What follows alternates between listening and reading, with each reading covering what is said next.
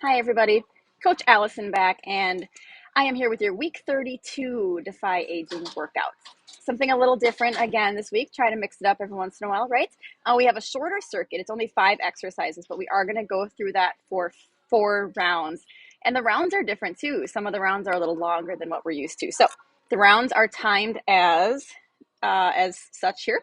60 on, 45 off. So that is very rarely do 60-second sets. So this will be a nice challenge for your body. So 60 seconds on, but nice long rest at 45 seconds. Then round 2 is 45 on, 40 off. Round 3 is 30, 30, and round 4 is 20, 20. So that fourth round is going to zip by really fast. Okay, 5 exercises. Let's run through those. Our first exercise, half kneel band arm circle. So we're in our half kneel position, which is showing you from the side. You see you want a 90-degree bend in both knees. Okay, it doesn't matter which knee is down because we're going to switch halfway. So arms are straight out, and you want the anchor points of the band to be straight in front of you. I know from the angle of the camera it looks like it's kind of to the side, but actually it is straight in front of me. And arms locked in straight. The farther back you step, the more resistance, so the a little more challenging it becomes. And we're going to draw big controlled circles, trying to stay as level and still in the torso as possible. By that meaning, see how now I'm moving my legs, my torso. We don't want that. We want the torso, the shoulders, the chest, the abdominals to stay still, and really the arms are the only thing moving. Halfway through, you're going to switch your leg position.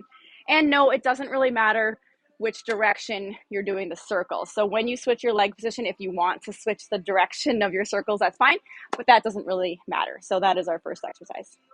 Okay, everybody, second exercise is a squat row. The band is going to be anchored onto the racks. You need a handle in each hand. Step back until it's a little challenging. We don't want it to be really loose and slacky.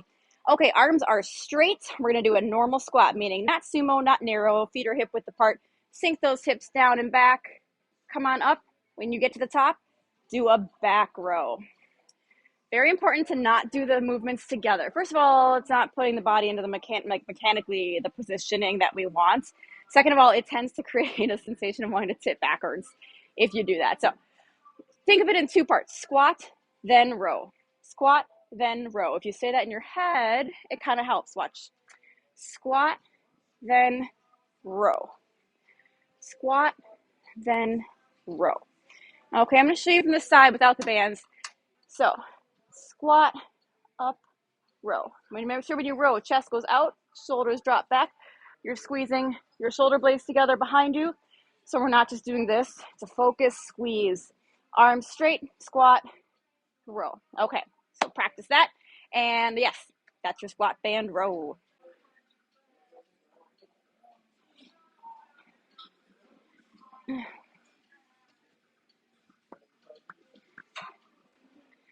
Okay, team, next exercise, high, low carry. So your coach will have a little designated area set up for this, kind of like a farmer's carry, because you're going to be moving about.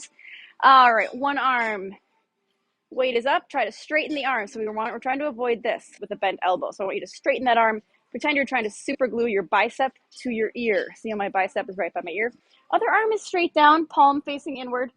Okay, so we should feel pretty uneven here. That's kind of what we're going for. So let me start a little farther back. And then we go for a carry. We go for a controlled walk. So trying to keep that posture tall. Go whatever route your coach has picked out for you. Halfway through the set, you probably guessed it, we're going to switch sides. Again, look how my bicep is right next to my ear. That is what we want. We're trying to avoid this for the overhead carry side. And yeah, that is our high-low carry. Next exercise is a bear hold. This one is very challenging. It's actually pretty advanced, and it's way harder than it looks. So I urge you to try it. If you are able to get to the floor, try it. You can always, we're going to show you some other options as well, of course. But it's called a bear hold.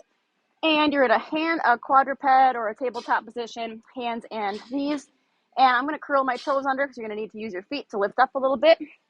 You want your hands right under your shoulders. By that, I mean we don't want the hands kind of out here in front. Okay, got all that? Flat back. Watch out for a rounded back. I'm going to lift my knees, pressing my toes into the floor, lifting my knees as little as possible. So like 1 to 2 inches off the floor. We're trying to avoid a rounded back. We're trying to avoid coming way up here. So a 90-degree bend in the knees, meaning we don't want the feet way back here, so that's not a 90-degree bend. All those things put together make this exercise very challenging, and we hold it. So let me pick myself and the camera up. Sorry if that made you a little dizzy there. Alternate exercise, again, either if that is something where you might have to work up towards it, because it is, like I said, quite advanced, or you're unable to get to the floor. The other option is going to be, I'm not going to leave that, a squat hold. So you're going to go down into a squat and hold it. Isometric squat. No resting on the knees like this. Arms are out.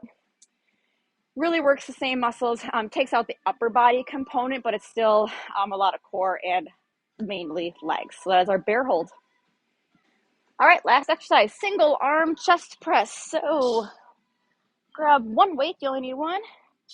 All right, I'm putting my hand behind my head because I have a hair clip in here, but you don't have to put your hand over your head. Bend your knees, elbows out, and then just dip down a little bit so we're not straight out to the side like this. Dip it down a little.